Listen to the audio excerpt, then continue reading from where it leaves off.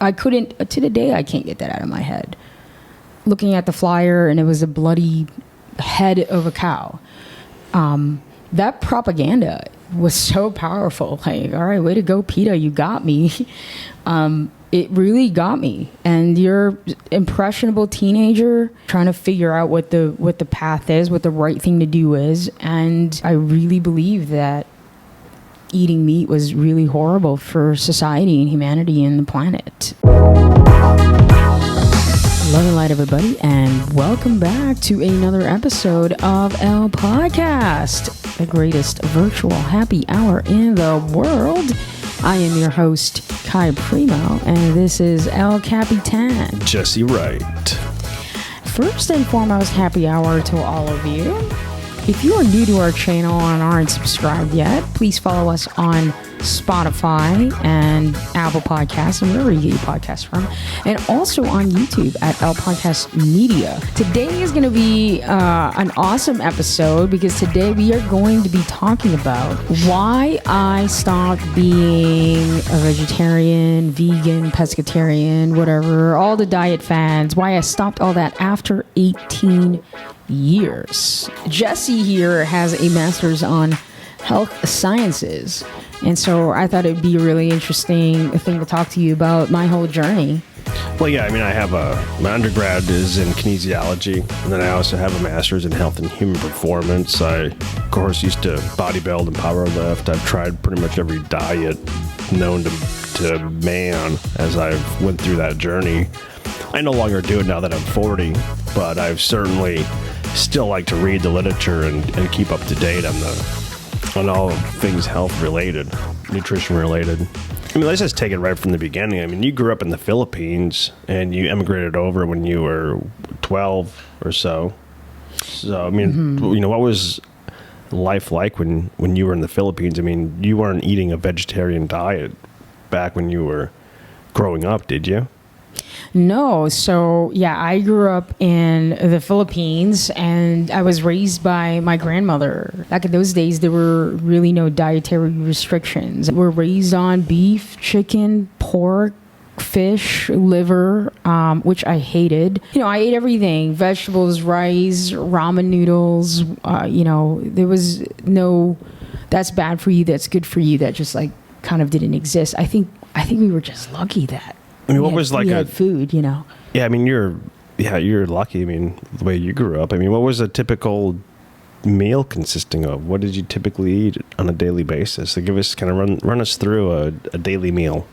So everything was like home cooked. Everything always had kind of like a rice and a rice and something we call ulam, which is, you know, like some kind of meat dish or a vegetable dish. Or basically, my grandma was very old school, and we were raised on what she grew up on. Very simple, all home cooked meal. We never really went out to restaurants. You know, she had herbs growing in the garden outside, and so. Right. So when you moved over to the U.S., did your diet change from that when you're in the Philippines? So when we moved to the U.S., I was about 11 or 12, and that was when I was introduced to, you know, pizza and fast food. And so the pizza, was there, you know, pepperoni, sausage, was meat pizza as well? Or yeah, I still ate meat. Right. I still ate meat. I ate everything. There was no restricted anything. That was really the first time that I was introduced to the food pyramid in junior high. And the food pyramid basically was the one that told us, like, fats are bad, and then carbs are the best, and you needed like 6 to 8 servings of carbs, and at the bottom it was like bread, pasta, and I, you know, I started getting kind of accustomed to, you know, it was easy to order pizza. You know, you can make a phone call after school for dinner, and my mom worked, you know, 3 jobs, so she had night jobs. So we would just order pizza, and that was easy to do. Fast foods, you'd ride your bike to a McDonald's or a Taco Bell. So when did you become a vegetarian? When did you become a vegetarian? What was the moment? Was there like one event that really kind of made you go in that direction, or was it a slow series of events over a prolonged time? So the whole introduction to vegetarianism and whatever really came from college. So I was maybe 18. I went to Northeastern University in Boston, and there was some kind of student fair, and there were all these little tables. It was like nonprofit student organizations, jobs, and things of that nature. And one of the tables was PETA, which was the nonprofit organization People for Ethical Treatment of Animals. And they had this flyer, like an anti-McDonald's flyer. And there was a picture, I remember, of this head of a cow that was super bloody. And the words "meat is murder," and then things like, "Oh, chickens are conscious when they cut their throats," and things of that nature. It was really like kind of gruesome little pamphlet thingy, and immediately that struck a chord. I was 18. It was the confusion phase, if you will. I was trying to find some kind of meaning and purpose of like, what am I getting behind? What are my ideologies? And I was completely clueless, confused of like what direction to go to. What do I stand for? Those kinds of questions were coming in. I think I was just questioning religion in general at about 17, 18, and how, have I been duped, and all these kinds of questions. And when I saw the bloody meat thing and the words "meat is murder," well, immediately that kind of struck a chord, and I was like, well, I don't want to murder things. I want to be on the right side of society and history, and I don't want to do this. And immediately I stopped eating meat, almost instantly, like that night. So literally you saw this PETA stand at a university, and that night, that same day, you literally just went home, went to your fridge. I went to my dorm. Tossed out all the meat that you had. Well, I didn't actually have meat really per se on a fridge in our dorm, but you were eating in the student cafeteria. Yeah. Right. Okay. Mm-hmm. That's when I started buying this Morningstar stuff, this fake meat stuff. Like they had a lot of like, fake chicken patties, fake chicken nuggets, and at the time, I was also like kind of self-conscious about my body. But I was perfectly healthy. You were super skinny. I was, I wasn't like, I never had a six pack, but my body's just built that way, like I thought that you had to be like, model thin too. So I also had that kind of, body image was skewed in my mind as well. And so I used that as an excuse, this whole kind of vegan thing, whatever. I used that as an excuse to like not eat at all. So I would have nights where I wouldn't eat. I would go to the student kind of market, the campus market, and they had like all the Morningstar stuff, and I would just binge boxes of this thing. And this was like probably one of the most expensive things at the school, at the campus market. Not reading the labels or anything. In my mind, I was just like immediately like, no, I'm not murdering animals, and I am doing the right thing here. Who was paying for all this Morningstar expensive food at the time? Well, my mom, I would say my mom. You had like a card where you had like, I think it came with, I had like some kind of meal plan, and you had a certain amount of dollars that you could use at the campus. So anyway, I would, use the money on my account to buy boxes and boxes and boxes of this crap. So what were the first things that you noticed just in terms of how you felt, whether it be energy levels, mood, just your ability to do sports? I mean, you were a pretty athletic and active college student. What was the first thing that you really noticed, whether it was good or bad? Mood for sure. But I never thought that it was because of the diet. But I was just always a depressed kid. It was a very confusing time for some reason, and I think the ego wanted to create some sort of drama that my life was so bad because I was confused of, I hated engineering school. I didn't really belong there. I didn't fit there.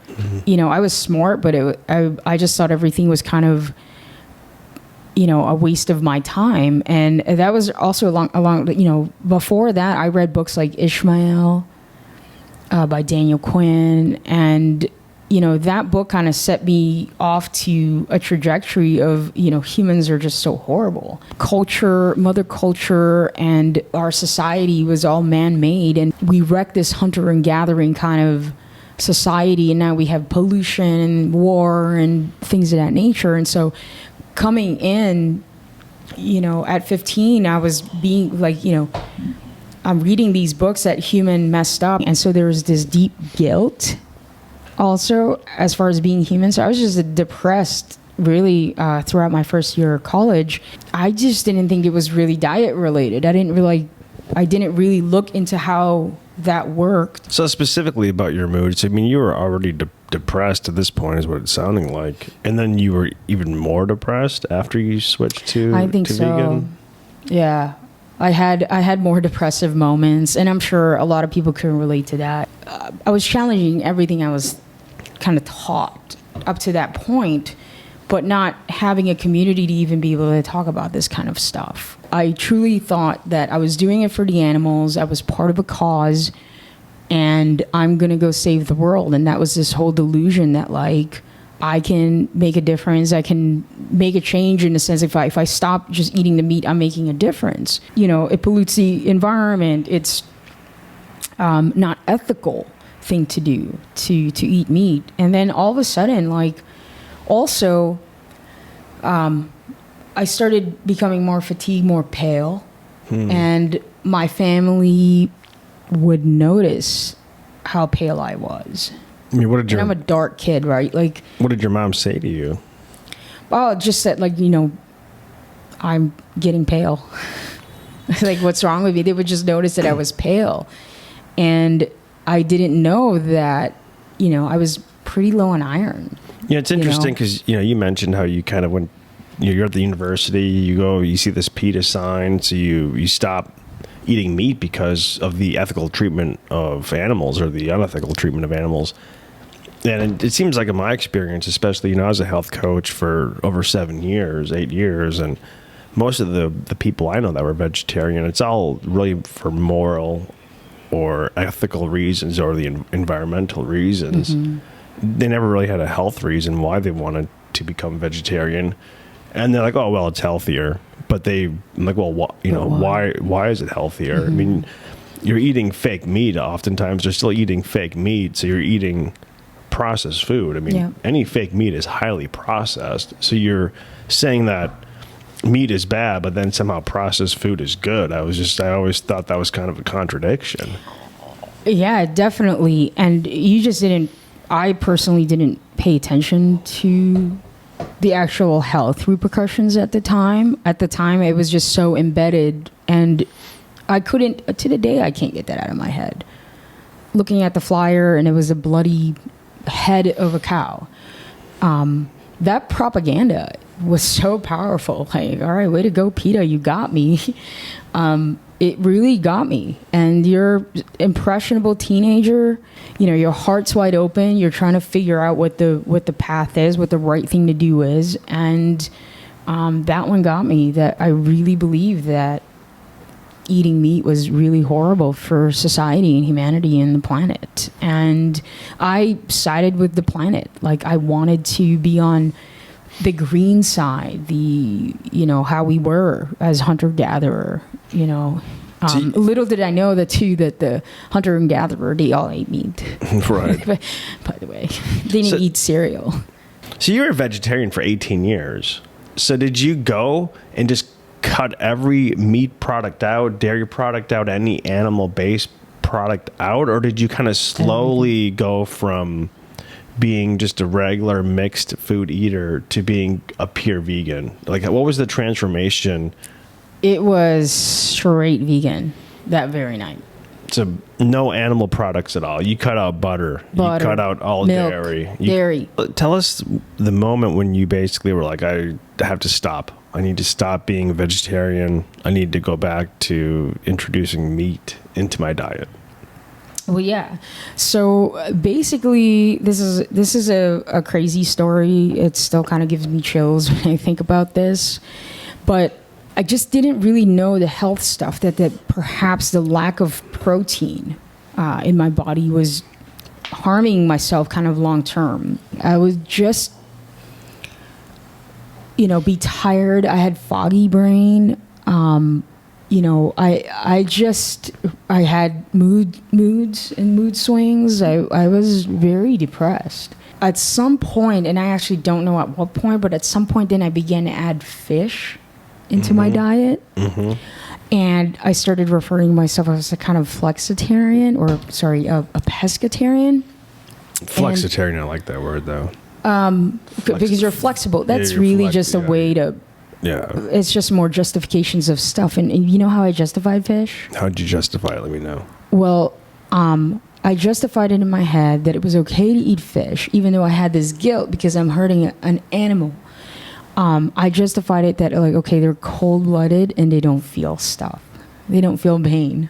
Really? Do you think I totally believe that. when you cut down plants, the plants, when you're eating a plant, like let's say you're eating a blueberry, is that blueberry feeling pain or? So I didn't justify it that way. I justified it as, okay, fish is cold-blooded. I can eat fish, and Jesus ate fish. Now I'm again perfectly healthy, solid, strong AF. I mean, how old are you? I was so strong. I was probably like 30, late 20s, 30. Late 20s. So you're pretty much in the prime of your life physically. Super physical, super prime physically. I surfed. I would, skated. I would be at the gym. I did body work. I had my own practice doing body work. And I was on beast mode, you're 7 days a week, 24/7. You're full beast mode at this point. At this point, completely perfectly healthy. I got back from a trip to Hawaii, because I was doing body work on pro surfers every season over there. I came back completely healthy, and then I just came across this thing, just remembering this keto thing. Oh yeah, dude, you can completely get caught doing keto by, you just cut out all the carbs. I'm toned. I'm very muscular, hyper athletic, but to me, in my mind, that wasn't enough. I needed to have a six-pack to be completely good. I started looking into keto, and obviously the first thing you go to is YouTube. Once I get into something, I get hyper focused into it, and I go 100% all in, go ham. So I basically started an Excel spreadsheet, and I would write down all my macros, proteins, fats, and carbohydrates. And okay, cool. I needed about 5 grams of carbohydrates. And I would get the carbohydrates from vegetables like spinach, kale, and I would just go ham on that. Eat a lot of avocados, a lot of flax seeds. And then proteins, I would try to get in kind of legumes. I did this for about 2 months or a month and a half, 2 months. And I got so focused into this thing. And then I started realizing that I was gaining weight. I was bloating up, plumping up. And it was water weight at first. And then the big kicker of this was my hair started falling out. So how long I was in the shower, and my hair, I would just because I comb my hair in the shower, and I was combing in the shower, and clumps of my hair was falling out, and it freaked me the F out. And later on, it was really this realization that my body is in complete starvation mode. Mm-hmm. It didn't have enough carbs, and it didn't have, most importantly, it didn't have enough protein, because I was doing keto without eating meat. And protein is so essential for everything, for your function. And so the first thing that's going to go is your hair and nails, because you can survive without hair and nails. And the protein, it's got to go to the organs that actually need it for you to keep breathing. And so that was the last straw. I saw that, and I was after the realization that it was really being protein deficient, I went to a Korean restaurant and with my kid brother, and I ordered a bibimbap. And for the first time in eight years, I ate a piece of beef. So the first meal you had after 18 years of being vegetarian was Korean barbecue. was bibimbap. Yeah. It's so good. After 18 years of being a vegetarian, you break your 18-year meat fast with Korean barbecue with your little brother. Did you actually have any like ill effects? Did your body reject the meat after 18 years? Or was your body like, hell yeah, give me more of this protein? As soon as I ate the meat, the hair fall stopped. Just that day, it just immediately stopped. Not like that day, but it took I noticed it immediately within that week. Right, wow. The hair fall, because it was just like falling off. And that's like one of the scariest things for a girl. And I had the best hair. Sorry. Yeah. Not like bragging, but I had like really long, black, curly, super thick, beautiful hair. Yeah, and again, and when that stuff starts falling, you're like, that's like my favorite thing in the world. Right. In my body. And that's coming off. And that just sets off an alarm. That it stopped. It stopped like very quickly. How noticeable was the hair loss? I mean, was it like, did people say things to you? Did people think that you were going through, cancer treatments? No, or people would never say anything to you anyway. But no, it wasn't like it was definitely noticeable to me first and foremost because I just know what I had. Right. Yeah. It just started thinning. It just and I had a patch to where it was just coming off. But what did your family say? I mean, your mom would certainly say something to you. I mean, what did your mom or your brother say to you? No, I had plenty of hair, by the way. So to them, they probably didn't even notice, but I could notice. Yeah. And I live far away from my family. My family's pretty scattered. I was the only one in LA, and it's not like I saw my family constantly. It was me dealing with me. So let's go back to this first Korean barbecue meal. I mean, I've heard a lot of vegetarians where they say the first time they go back to actually eating meat, not being a vegetarian anymore, they just throw up all of the meat that they ate. You didn't go through that. Your body digested it, and my body wanted it so bad. Yeah. And then after that meal, I just started eating meat, and it wasn't even about. It was about my health at that point. It wasn't, and for a long time, it wasn't about the ethical treatment of animals at that point. For a long time, really, what I would tell people was like, why are you a vegetarian?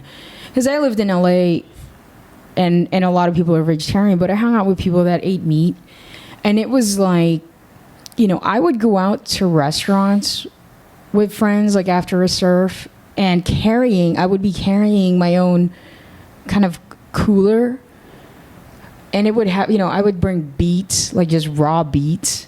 Sometimes it's not even peeled, raw beets and kale. And I would bring these to restaurants, not order at the restaurant.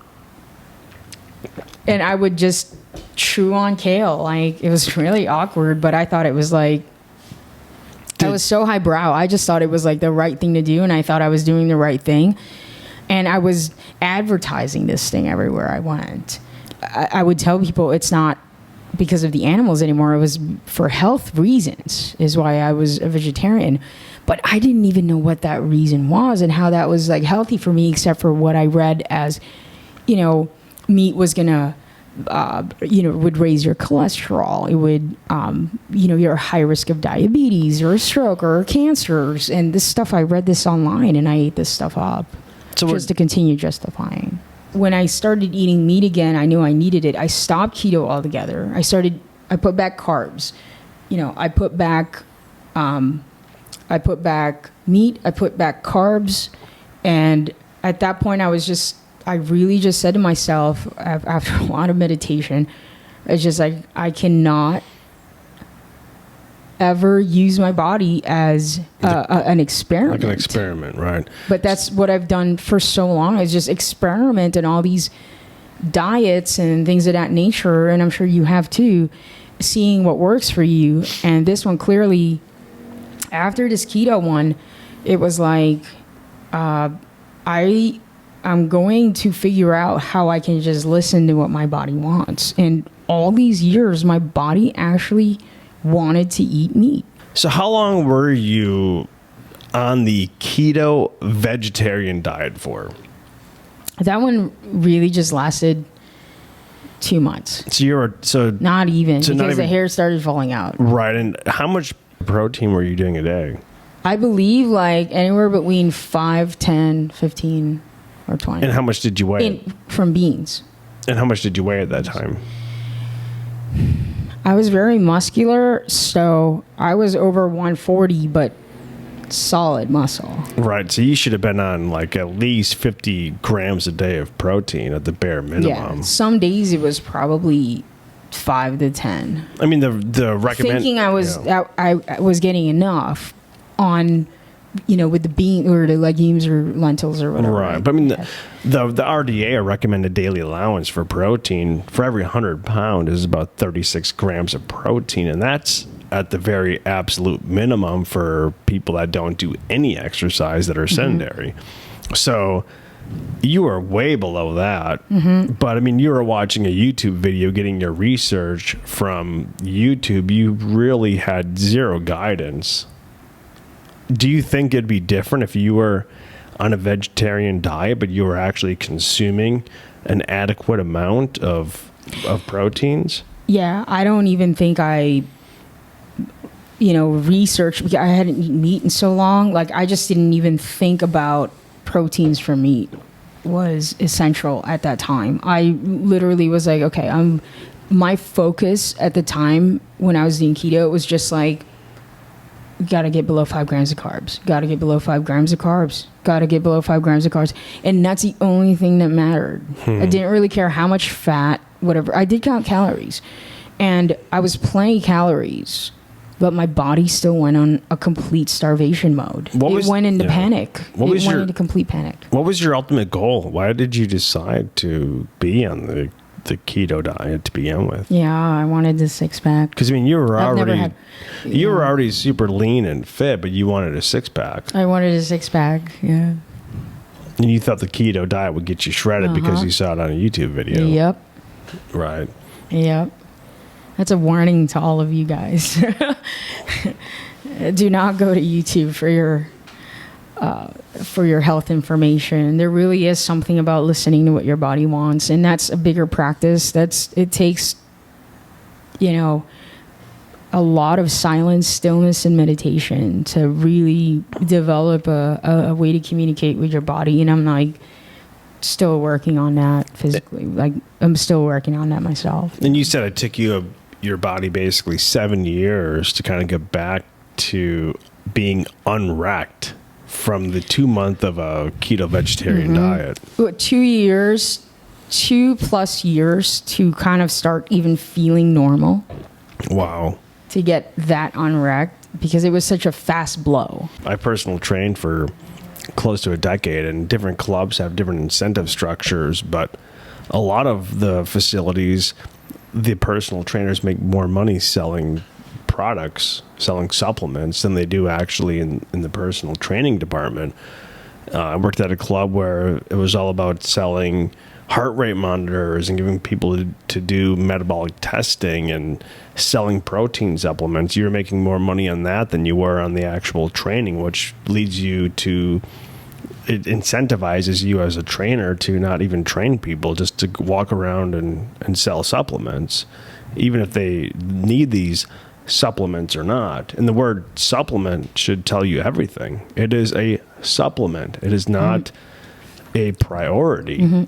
And the entire structure, I mean, just like the whole fat rate zone or the fat burning zone, like if you want to burn fat and not protein, that you should be getting into a specific heart rate zone, which will allow your body to metabolize more fat, which is actually pretty much doing nothing. You actually burn more fat when you're sleeping than doing any other activity during the day. Yeah, I didn't even know that. But it's all just to sell heart rate monitors versus actually giving people advice that will allow them to live a healthier life. Yeah. And that was kind of the reason I got out of personal training and just out of the health industry as a whole, because the things that align with my values were completely different than what allowed these companies to make money. When you look at any article about becoming a vegetarian, almost all the reasons that they cite have nothing to do with health, right? It's environmental, ecological, animal cruelty rights, sustainability, renewability. They just use a lot of these buzzwords. I mean, you have the World Economic Forum telling people that they will own nothing and be happy, and that in the future we're going to be eating a lot of bugs, and that the only way to feed all the billions of people on the planet is if we all eat a plant-based diet. And I think that there's a lot of misinformation out there. And like I said, you were a young, impressionable student at a university kind of buying into the moral and ethical reasons for being a vegetarian versus the health reasons. And your health got absolutely destroyed when you became a vegetarian, particularly on the keto vegetarian diet. I mean, what would you tell, if a 20-year-old girl asked you today, or a 20-year-old college student asked you today, should I be vegetarian? What would you say to them? I feel like I can't talk to anybody about what they need. I feel like it's like kind of a balance of everything, and you need to figure out what your body requires. Because I've had people tell me also, it's like, well, eating meat is bad for me. Eating meat, makes me fat. Eating meat does this, and eating meat makes me gassy or bloated or whatever. And I just don't know what works for every individual. I'm not an expert. I'm no guru. And even if I had studied this, you still don't know what everybody's body craves. There's just kind of like your generic whatever, but like you have to figure this out for yourself. And I wouldn't know what to say, to be honest, except for like figure out how to listen to your body. And that's not easy to do. Well, I mean, as a personal trainer for all those years, I thought one of the harder components of it was that everyone thinks that they're an expert. Everyone thinks because they read a book or saw some YouTube video that they know all about nutrition. And, whatever is the hot diet at the time, whether it's the Atkins diet was hot for years. Everyone wanted to be in the Atkins diet. Everyone wanted to be in the keto diet. Now it seems like the veganism has really exploded. I think a lot of the reason for that is kind of the quote unquote environmental issues. I mean, watch our video with Dr. Patrick Moore, former Greenpeace co-founder, which kind of debunks a lot of the things that you hear of the environmental movement. We're going to link that up here. Right, we'll link that up here, but a lot of it was more environmental reasons versus health reasons. A lot of it is really to sell some kind of product. I mean, vegan products are very expensive. They're highly processed and they're expensive.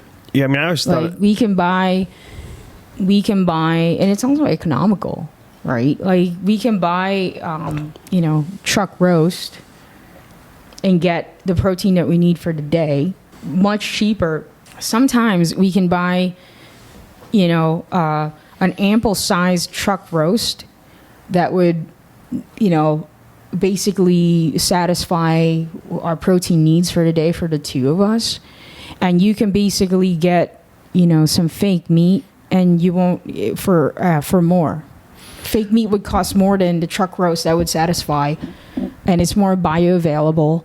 It is, I think it's more natural than a box of fake Boca Burger or whatever. Yeah, I always find it interesting that the vegetarians that do cite being a vegetarian for health reasons and that meat is bad for you, yet they're eating these fake meat burgers and eating fake chicken nuggets. It's like, so your body is clearly craving these products, else you wouldn't be eating them, yet somehow you think that it's unhealthy to eat meat, even though you are eating all of these meat products, even though they're fake. And then yet at the same time you say processed food is bad, yet you're eating all this processed fake meat that has more chemicals and additives and preservatives than just eating say a steak that has one ingredient, aka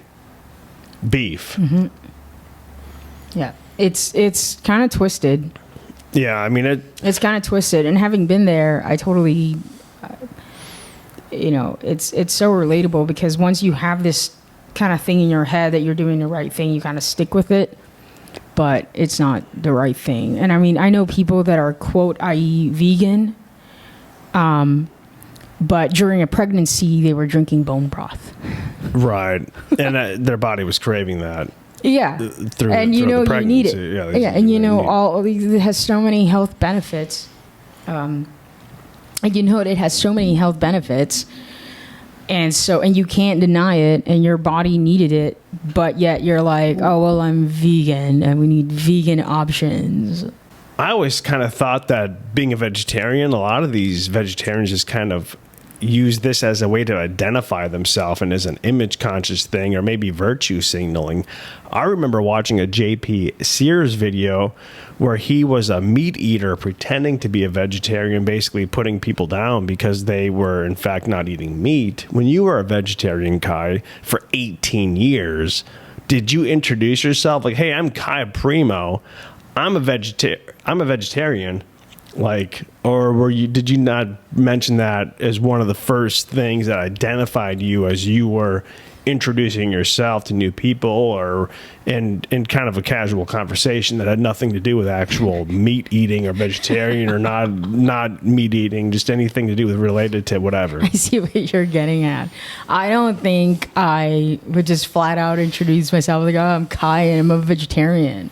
I think definitely I would say, there's a false sense of self-importance. There's some kind of false sense of identity with being that, because it's like, well, I'm different from everybody else. I just got used to it. The first image of the bloody head of cow on that PETA thing was always in my head, and so it really left quite an imprint that meat was gross. But there's this kind of identity that, like, okay, I am that. And cheers, everybody, by the way. It's happy hour. Yeah, cheers to happy hour. Make sure you like and subscribe this video. Cheers to this Bloody Mary.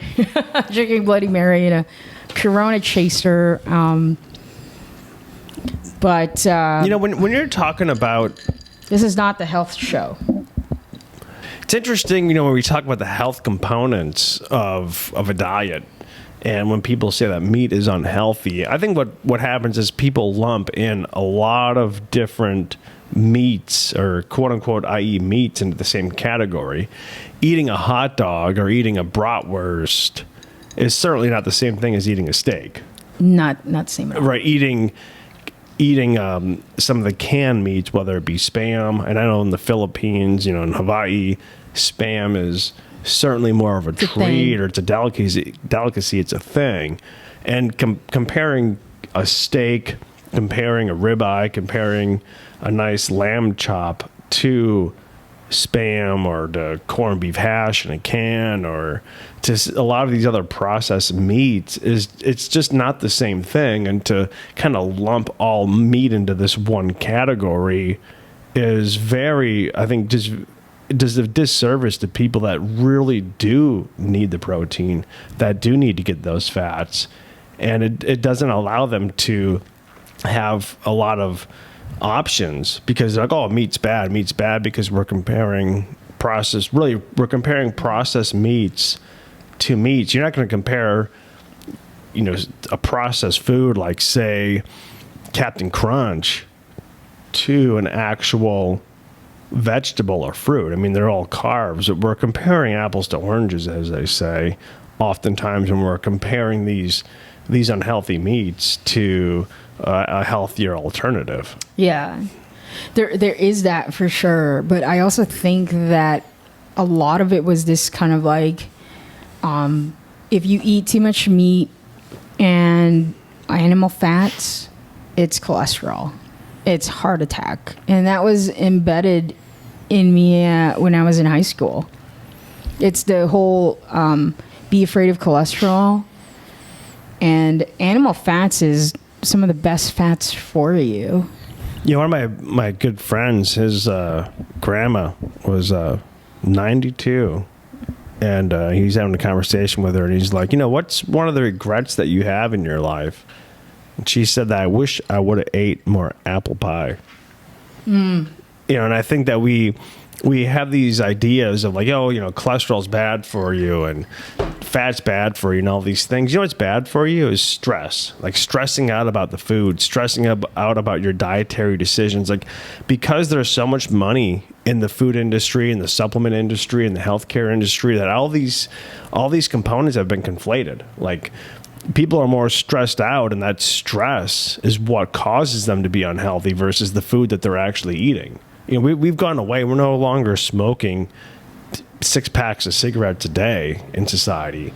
It's not like the 1970s where you jump on a plane and everyone is out there having a cigarette. And I mean, we were in my parents' 1971 New Yorker, a super big car where there's 6 ashtrays in the there's 6 ashtrays in this car from 1971, which there's not only were there 6 ashtrays in this car, there was 4 smoke lighters. There was lighters. 4 cigarette lighters. Yeah, exactly. In the back, a couple in the back, and a couple in the front. Right. Like those days are done. Like, a lot of the things that are really bad for you, like smoking, obviously drinking in excess. No, I mean, the point I was making was that I think a lot of people are more stressed out about the decisions that they make because they read all these things. They want to do the right thing, but the stress of actually trying to do the right thing is more damaging to the body than the actual thing that they're going to put into their body. I believe stress is the most damaging. Yeah, I mean, and that's the thing is like that. I think part of it creates a hormonal response. I mean, not just cortisol, but it really, your whole body's pumping out adrenaline and all these other hormones. Right. It's a fight or flight. So like that stress just destroys your body. Like the stress of worrying about everything that you're doing to do the right thing. And, everyone wants to be like healthier. I mean, what is an optimal level of health? Like, that's the thing too. It's balance. Like, it all comes down to balance, right? And like, you can't get healthier. Once you're healthy, how do you get healthier? Like, what is like? Okay, I'm healthy. I want to be healthier. What does that even mean? Like, having a 6-pack, which a lot of people want, a 6-pack is not healthy. Your body wants to have a little bit of fat.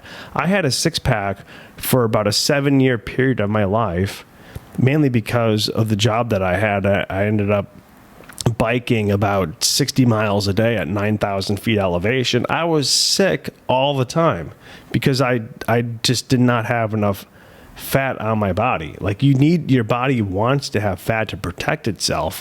When you get sick and you're not able to eat for a week, you need to have reserves. Like, your body doesn't want to be lean. It doesn't want to be, well, I shouldn't say your body doesn't want to be lean. It wants to be lean because it's more efficient, but it doesn't want to be hyper lean. When you're in single digit body fat, for the average person, unless you're in your teens, it's just not healthy. Your body does not want to be that lean. You need to have reserves.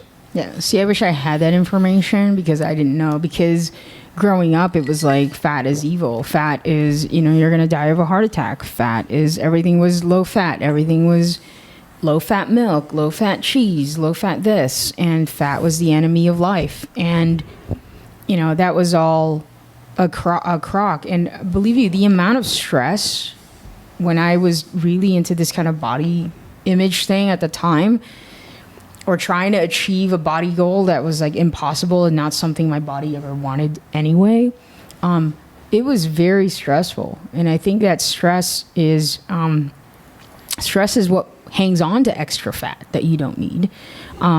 Stress breaks down, functionality of your organs. Like, it's invisible, but it's real. You can feel your body breaking down. You can feel, stress will make you lose your hair. Like, there's all sorts of, but stressing about food became a thing. And for me anyway. And when I finally realized that, like, I was stressing out about food, and the biggest realization is that I judged what I ate. And so if I was having a snack, I would judge it as if, oh, this is so bad for me. And I would judge myself for eating it. And that judgment is not I truly believe that all things are conscious. And the moment you kind of judge something and then you put it in, like, that has an energetic effect. And so I try not to judge like things that I eat. Like, if I'm having a brownie, I'm going to joyfully go and enjoy a brownie instead of putting judgment in it, stressing yourself out. And in that thing energetically it carries a charge that is not, that the body doesn't really want to be there. It has to, but that's, that one of the things is definitely to stop judging what you put in your body. I did body work, right? So I had a clientele, and one of my clients, I remember, told me this story of a woman who never ate sugar her whole life. She probably ate some as a kid or whatever, then stopped.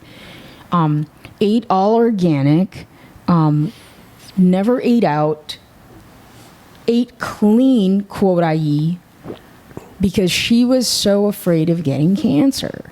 And sugars feed off of cancer, and she was so afraid of being sick. And then later on, she found out that there were tumors all over her body. When someone asked her, if she had regrets, she answered, "If I only knew, I wish I would have enjoyed a brownie or a cake." And your story kind of reminded me of that. So how old was she? I don't remember actually how old she was. She was a lot older, but at an older age, laden with tumors in her body, she's like, "I wish I got to enjoy more cake or brownies or something." Yeah. It's just, she judged everything in her environment to be bad. And that's just because she basically had said, okay, everything is bad unless it's XYZ.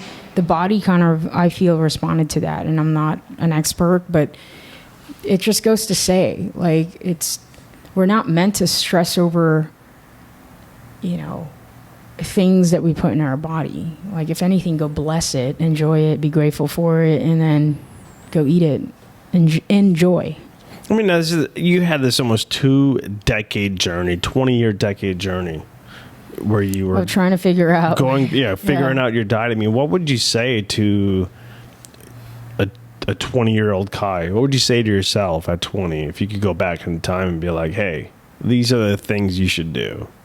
I would tell my 20-year-old self to stop judging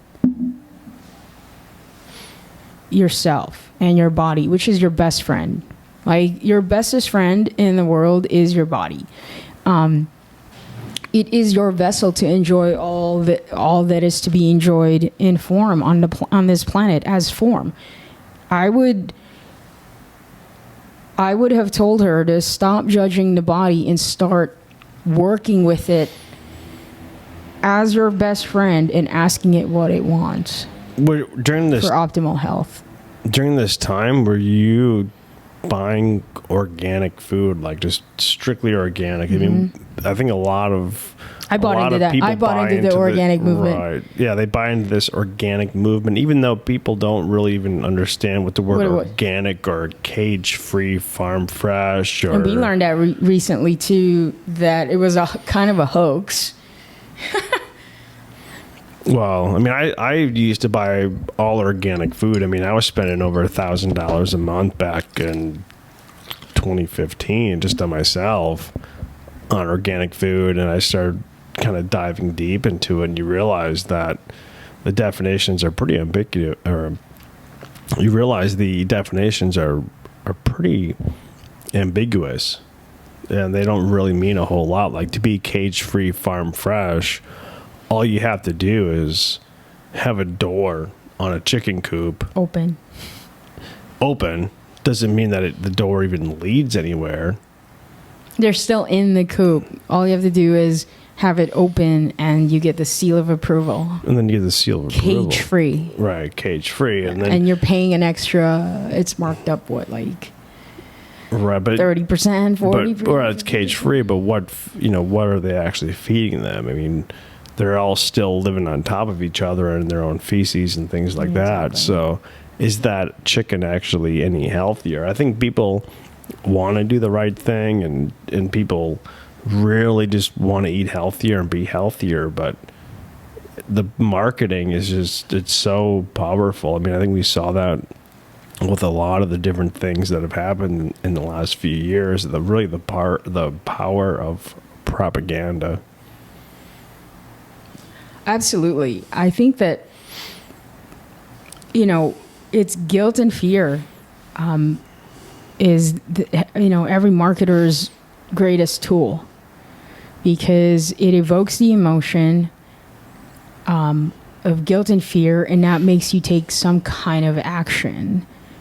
And don't buy into that crap. Do not buy into anyone guilting you or making you afraid of something like the PETA. Like I said, that will be engraved in my head forever. Meat is murder. I mean, the first emotion, I can clearly remember it was guilt. Yeah. Because I had a burger earlier that day, probably. Who knows? Right. Or Sloppy Joe.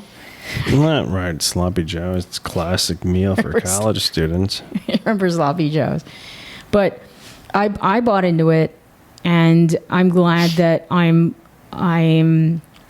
but it all comes down to the basis also of the self-hating kind of,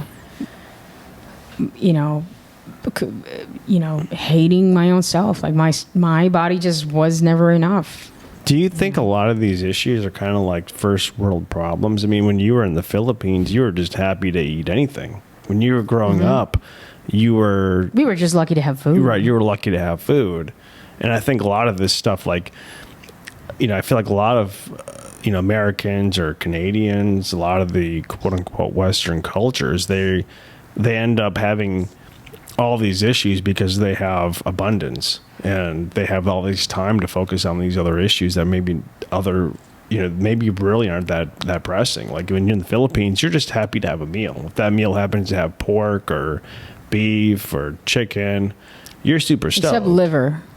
Right, but when you're in the Philippines, I could never get liver down. I don't know. If you just happen to have some rice and plantains versus rice and chicken. Sometimes it's actually just rice and soy sauce. Right, and someone will say, "Okay, that's not very healthy for you either." But yeah, we were just happy to have something to eat. If you were having rice, chicken, and beans, I mean, you were super stoked. That was like a complete meal.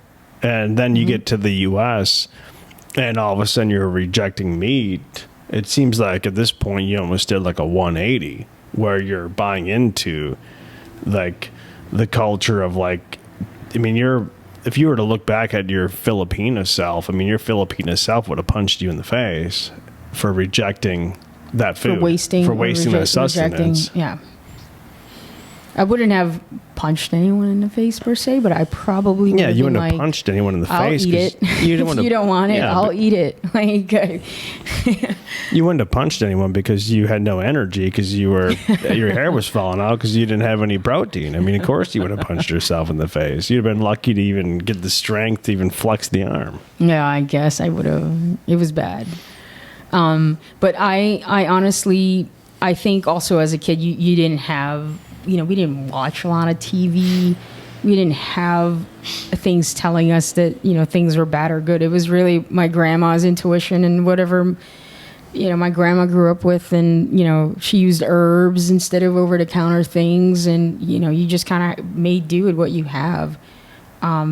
It was just a different way of life because we also didn't have things telling us of this is bad, that is good, here's a new fad. We didn't have iPhones and things of that nature. Like the internet wasn't a thing at the time. And to be honest, like it's interesting thinking about it now. I'm pretty grateful I got to experience what that was like to grow up without all this, advertising and marketing in your face all the time. Yeah, absolutely. Well, I mean, I think a big lesson is just, I think it's more do it for yourself versus picking a diet because a friend talked you into it, or because you want to jump on some fad, whether it's vegan that you saw on Instagram. right? Whether it's vegan or keto, paleo, whatever it is. I mean, like all these fads generally are just created by marketers to sell you something. I mean, or they have an agenda. Exactly. Like, if food is that big of a part of your life where it's creating you stress and creating, whether it be addictions or it's creating you to think differently about yourself, I think that's definitely a reason for pause. So thanks everyone for listening. I am Jesse Wright, El Capitan of El Podcast. This is Kai Primo, who is my fiance. Once we hit 100,000 subscribers on YouTube. That's the goal. That's the goal. Instead of being engaged, we will actually get married. So please like, subscribe, follow us. It's really, by the way, it's an excuse not to plan the wedding. Yeah. But it's a good excuse to get 100,000 subs and reach our goal. So we definitely thank everyone for watching. Please like and subscribe. Find us on Spotify, Apple Podcasts, and wherever you get your podcasts. Everybody, we will see you on the next episode.